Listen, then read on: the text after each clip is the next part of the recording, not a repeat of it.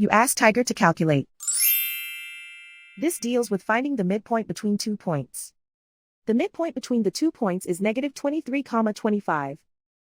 Let's solve it step by step. Plot the 2 points and calculate the midpoint using the formula. The coordinates of point 1 are, x1 equals -52, y1 equals 89.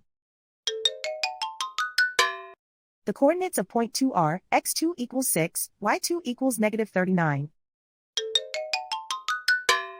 PM represents the midpoint of the 2 points.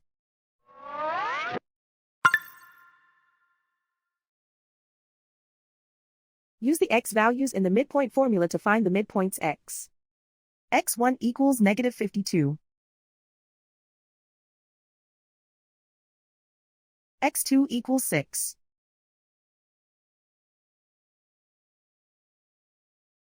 Simplify the arithmetic.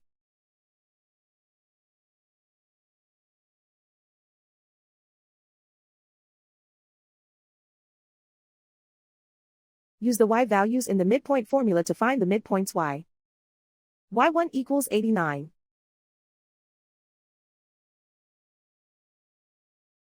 y2 equals -39. Simplify the arithmetic.